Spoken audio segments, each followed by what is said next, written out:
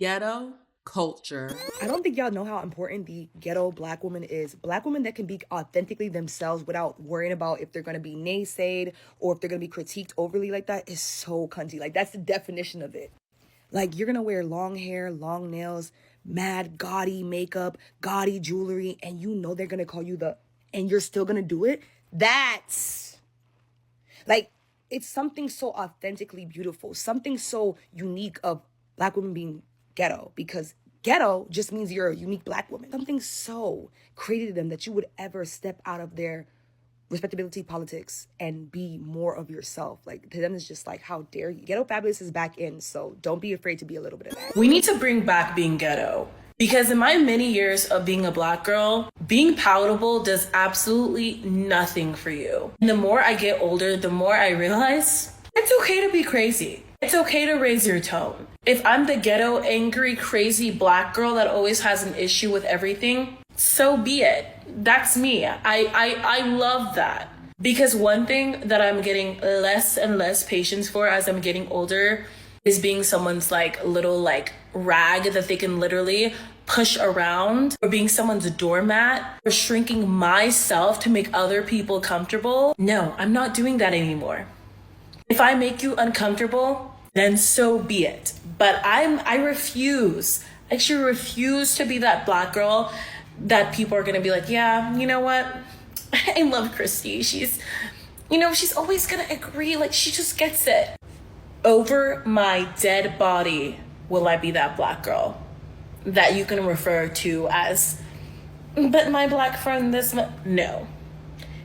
Hit that like button, subscribe to the channel, and share the video. You can support uncensored conversations via Cash App or buying your girl a coffee. I just want to give a quick shout out to my first Faye ambassador. Shout out to Nefertiti. Thank you so much for supporting the channel. If you guys want to sign up for memberships or sign up to be an ambassador as well to receive a shout out, the link will be in the description down below. Hey y'all, I just wanted to pop in here really briefly and talk about this trend that's going all over TikTok where they are glamorizing being ghetto. I find this whole thing to be absolutely disgusting, and the reason why is because if we really analyze ghetto behavior and what causes it, then what we'll find is that the very thing they are glamorizing right now is the same things that they're complaining about when it comes to them not getting ahead in life or them not having opportunities. When these folks are glamorizing ghetto behavior, they're ignoring the reality that it comes from. They are directly ignoring that ghetto behavior is a response to being in constant survival mode. This is not something to aspire to. And by adopting that as your identity, you are going to limit your opportunities and you are going to contradict the lifestyle that you say you truly want. When people say, oh, I want to be ghetto, we need to bring back being ghetto, what they're really saying is they want the aesthetic of being ghetto. They want the attitude of being ghetto, not the reality. Because the reality of living in the hood, the reality of living in the ghetto is a very bleak one. Ask most people that grew up in the hood and left. Ask them why they left. Ask them why they didn't stay in those communities. Ask them why. Ask them how many loved ones they've lost, how many friends they've lost because of living in the ghetto, because of the hood culture that is cultivated there and propped up and protected. Ask them. Let me tell you this from somebody that grew up in the hood. We don't need to bring that shit back. We actually need to eradicate it. Being ghetto has caused me more problems than it has brought me fortune. I feel like being ghetto built a lot of my character and built me as a person, but it also destroyed a lot of the things that I could have potentially been in life. The world doesn't accept ghetto people. And I know a lot of y'all like to believe that they do, but they don't. I work in aviation. You think I got in aviation by being ghetto? Being ghetto is not about an attitude.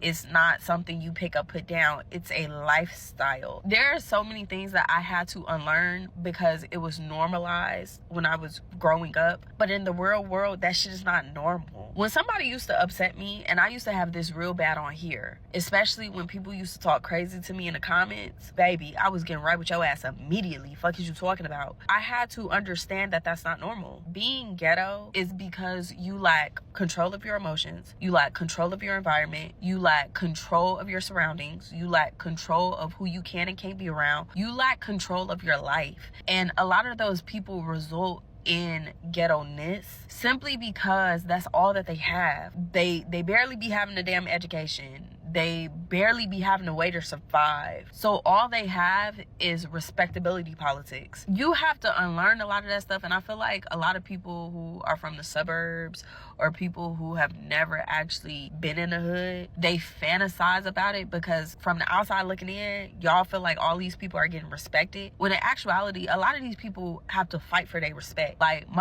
didn't respect me until I put my hands on them. That's not normal. You normalize them when you grow up in it, but when you get out of it, you recognize like, wow, a lot of this is because of generational trauma, or a lot of this is because of bad habits. A lot of this is actually not things to be proud of. It's really to be ashamed of. And there's another pattern that I want to point out. More times than not, the folks that are out here saying, oh, we should be ghetto, we need to be more ghetto, they don't actually live in the ghetto. They've never actually lived in the hood. They prop it up on a pedestal because it's what they see in these music videos, it's what they see on TV, it's what they see on TikTok, they see all this hood culture, and they think that that is the epitome of being black. And because they've been told that proper living is somehow white, they think that in order to connect to their roots, they have to connect to hood ghetto culture. And that is completely untrue. It's often those who grew up privileged that want to reach down to the gutter and pull themselves downward. Look at T.I.'s son. Little boy had a spoon in his mouth, a silver, gold, platinum, diamond encrusted spoon his entire life. But look at how he's behaving. Look at how he wants to live. And honestly, that's a complete slap in the face to T.I. and Tiny for all the hard work that they've done. Granted, they're not perfect people. Don't take this as me glazing them for being perfect, upstanding individuals. But what I will say is that they accumulated enough resources to ensure that their children did not grow up in ghetto culture, that their children did not grow up in the hood. All for him to just go back to square one and behave like a hooligan when he had every opportunity. Why? Because it's an identity crisis. It's an identity crisis. Black folks that grow up in affluent neighborhoods or just suburbs in general typically have an identity crisis because they feel as though they're not black enough because they don't have the struggle. They're not black enough because they're not hood enough. They're not black enough because they didn't come up from the gutter. But I'm here to tell you, being black has nothing to do with being gutter. It doesn't. Y'all correlate that the same way a Nick Fuentes does, the same way an anti-black racist does. That's exactly how y'all sound when you relate blackness to being desolate, to having nothing. Oh, that's the epitome of being real. You a real nigga. You really black. No, being black has nothing to do with being ghetto. But y'all make that correlation because you're having an identity crisis. Am I the only person that feels like the whole, oh, don't wear your bonnet in public type of thing is just like very anti-black? This is something that my mother has told me, like, oh, don't wear your bonnet in public. And me and my sister have told her, like, okay, what's the difference between a baseball cap and a bonnet? Like, I don't get it. It's my hair's put up either way. Or even the fact of, like, there'll be videos and these be black girls making these videos like long nails are ghetto, short nails are cute, straight hair, no baby hairs is cute, baby hairs is ghetto.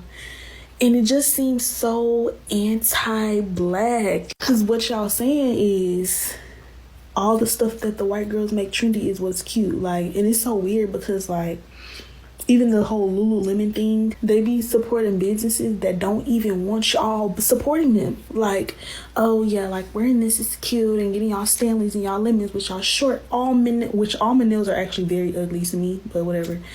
Y'all getting y'all short almond nails and all this stuff and this straight hair, no baby hairs and all this. Like, what is this doing for you? It just seems like every time a black girl, a black person, specifically black women though, when we get onto a trend, everything turns ghetto. Matter of fact, let's not forget the fact that we be starting the trends. We start the trends. Everything's not ghetto. I don't feel like this edge is ghetto. That I just don't. I don't feel like the edge is ghetto. I feel like it looks cute. It's all about the person that's wearing the style. The style does not define a person. We gonna leave with a word. A style, anything that does not define a person. What defines a person is how they acting.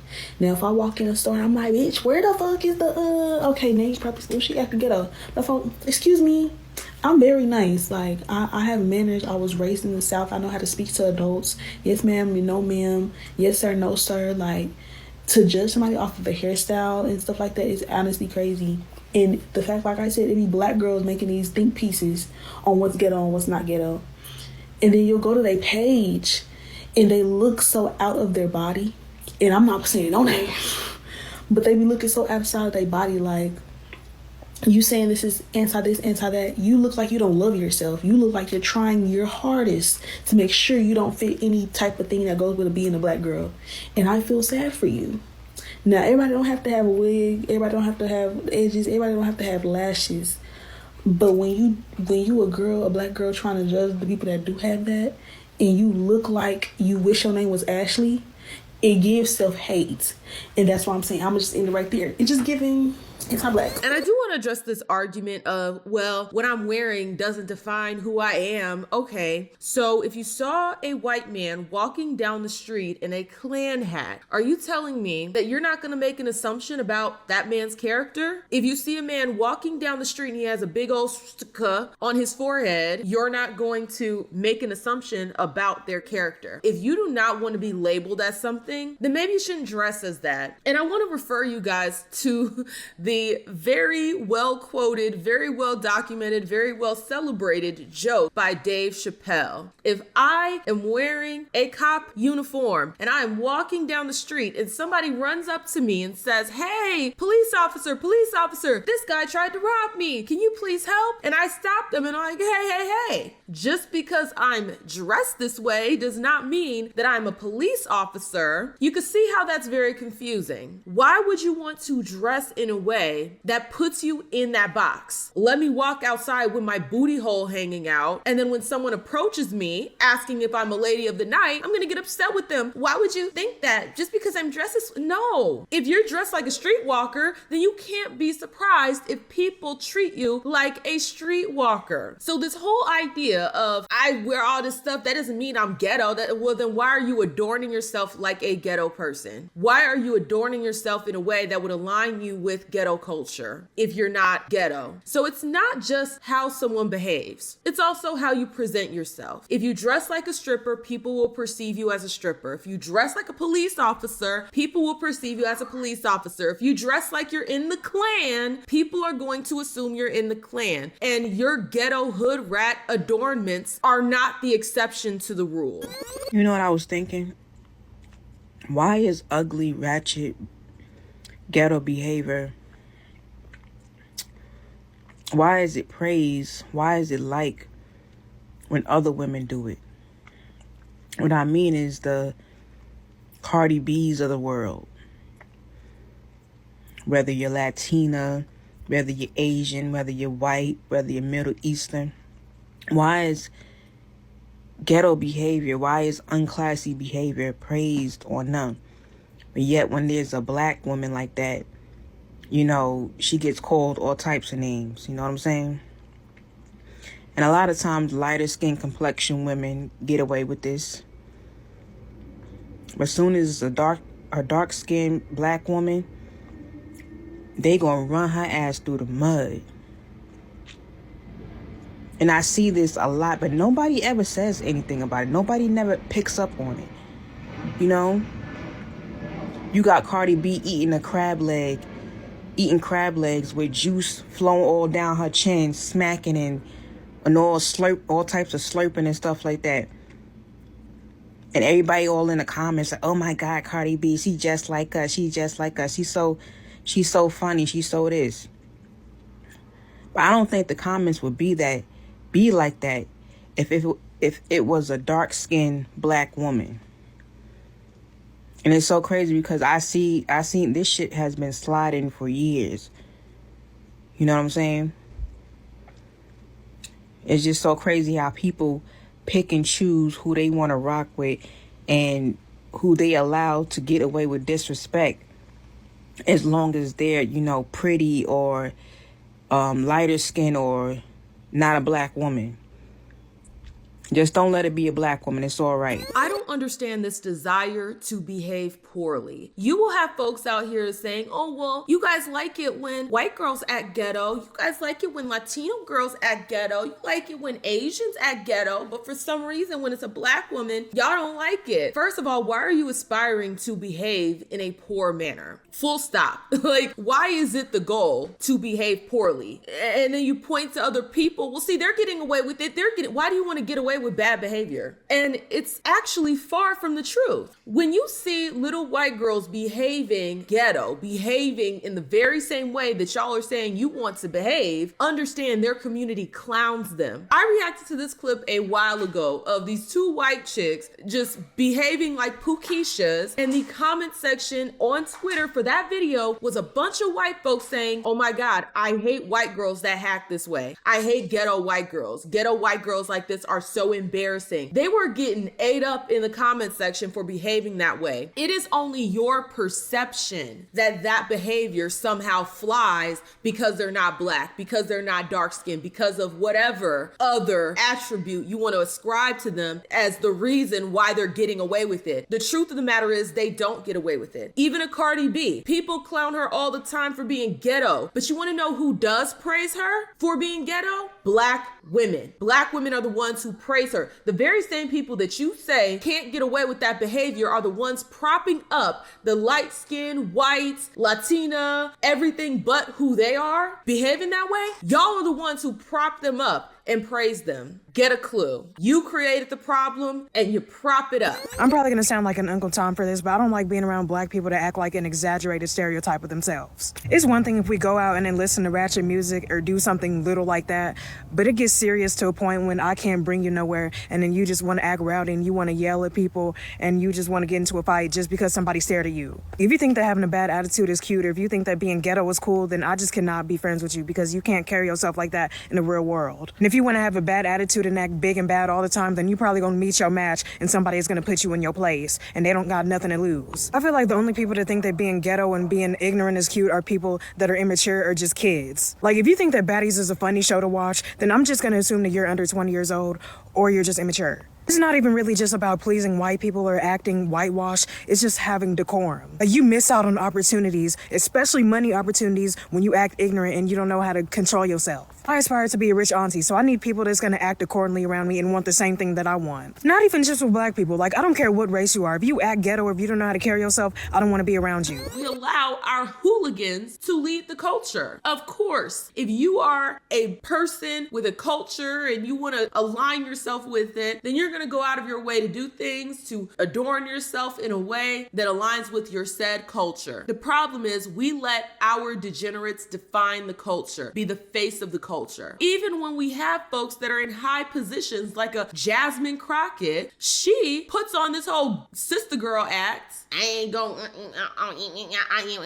Why? Because that's what makes her a real one. That's what connects her to the black people that she's pandering to. Be so for real here. We gotta stop allowing hood culture to be the face of black culture, because until we correct that, this problem is gonna continue to happen. You're still going to have folks that do not grow up in the struggle romanticizing it. Being ghetto is not a personality trait. Ghetto is not a vibe. It's not a trend. It's something that is tied to a toxic environment, a lack of resources, exposure to constant instability. I guess the stability is the instability at that point. It's a response to constantly being in survival mode. And I really find it very interesting when black women are getting on here saying that they want to be ghetto. They want to have all this ghetto mannerism and behave like they're ghetto. But a few months ago, y'all were complaining about how you couldn't be soft. White women are the only ones allowed to be soft. We have to be tough. Well, why? Why is it that you feel as though black women have to be tough? Is it because of the environment? Is it because of the hood culture where you can't be soft and feminine because you're in survival mode? You have to protect you and yours, which basically requires that you tap into masculine energy. So y'all are glamorizing the very thing that keeps you from being that feminine woman that you say is only available for white women. You see what I'm saying? You can't have it both ways. You can't complain about a problem while uplifting the very things that cause the problem. Behaviors associated with ghetto culture, they come from needing to be tough, constantly being on guard, and protecting yourself in unsafe environments. That's not something for people to choose for fun. That's something people develop to cope with their reality. See, when you glamorize all this hood culture online, this ghetto culture, the reality of the situation gets ignored, because you see the long nails, you see the attitude, you see that it seems all cute, and what do they say now? Cunt. That's what they're saying now. It's very cunt. I remember when that word meant something different, but hey, go off. Reclaim the word if that's what you're you're trying to do. They will glamorize the attitude, the style, the energy, all of that, but they're gonna ignore the violence. They're gonna ignore the loss of loved ones. They're gonna ignore the financial instability, the limited mobility, the food insecurity. They're gonna ignore all of the context that comes with that attitude, with that style, with that energy. They're gonna ignore it because they just want the aesthetic. They see the aesthetic of being ghetto and they're like, oh my God, tea. They don't see the reality that comes with it. Ask anybody that has escaped the hood why they left. Ask them. And I'm sure they're going to give you an answer very similar to what I'm describing in this video. Because understand, when people do come up from these areas and they stay, you know what happens to them? They get robbed. And a lot of times they get deleted. Why are we glamorizing a literal war zone? And see, it's the distance factor for me. The people who glamorize it is because they never lived in it. They're on the outside looking in, and from the outside, it looks like culture. But from the inside, it's struggle and it's grief. Stop trying to connect your identity to struggle. Isn't the goal to improve? But if you are constantly tethering yourself to struggle, understand all that's going to do is hold you back. Struggle should never be the identity, and culture should never limit your ability to succeed. I just came on here to say that I'm keeping my child as far away from ghetto shit as possible. I hate everything that come with it. Like, I hate the way that people glamorize the hood, glamorize everything about the ghetto. And it's so stupid to me because when you know better, you do better. But people in the hood don't seem to understand that that is not a good life to be living. Why do my people promote things like going to jail, stealing, doing things that they know they ain't got no business doing? Drugs, sex, alcohol, just everything that goes against what, you know, we supposed to really be doing out here in life. That is not the life. Oh, I'm so hood. Oh, this and that. Like, that's not the life. That is really holding our people back.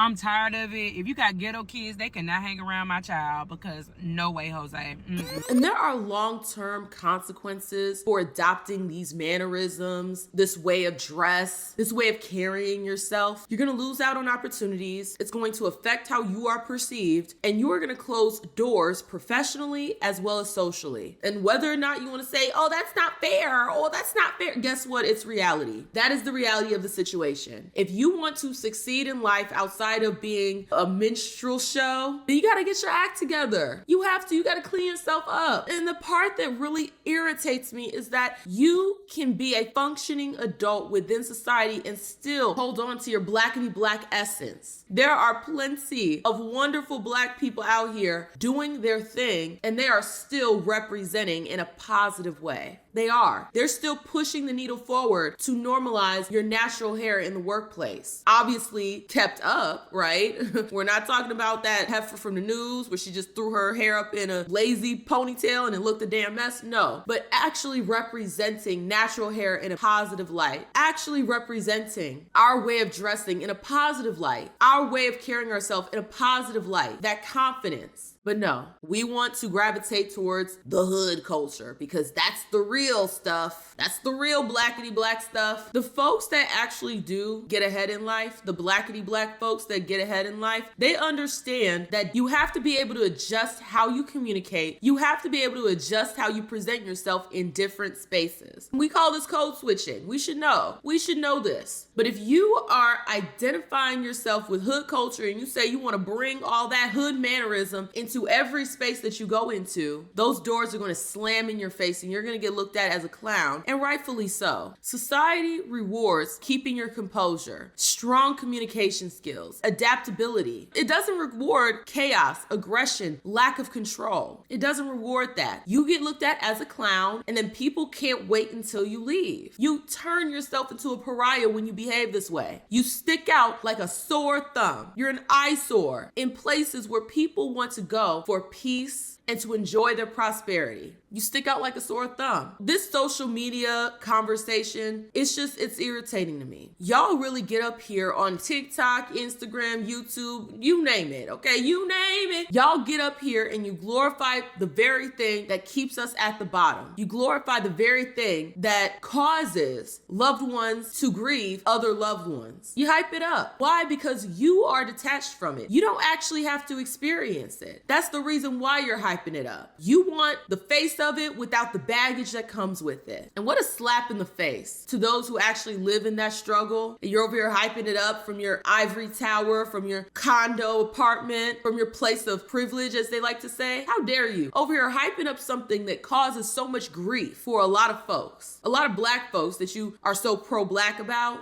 You celebrate the very thing that causes them harm, and that's sick. What it really comes down to is what gets praised versus what gets questioned. If struggle behaviors are celebrated, it blurs the line between understanding what's really happening and encouraging folks to do better, encouraging the community to clean itself up. We need to reframe the goal. Instead of aspiring for struggle culture, survival culture, hood culture, we need to focus on stability, peace, growth, opportunity, and community. Because you can't have a real community if everyone's sitting there living in fear of their life, fear of their loved ones' lives, afraid to even walk from school to home, from to to fro. That's not a real community. So in closing, please do not confuse survival with a style, with an aesthetic. Just because something seems confident, it seems so cunt, as you guys say, doesn't mean that it should be the goal. Some behaviors come from surviving hard conditions, and that is nothing to aspire to or recreate. But y'all, I'm curious to hear you guys' thoughts down below. How do you feel about this whole video? Do you agree with me where it's like, yeah, the folks over here saying that we need to bring back hood culture, we need to be more ghetto, they're the very same people that never had to grow up in the ghetto, never had to grow up in the hood, and they're glamorizing something that comes with so much chaos, turmoil, and loss? Or do you disagree with me where it's like, yeah, we need to bring back ghetto culture? I am curious to hear you guys' thoughts down below. If you like the video, like the video. The more you interact with it, the more it gets pushed down to the algorithm. Also, hype the video if that function is available. If you're feeling a little extra generous, the link is in the description to buy your girl a coffee. Thank you guys so much, and I will see y'all with the next one. Deuces.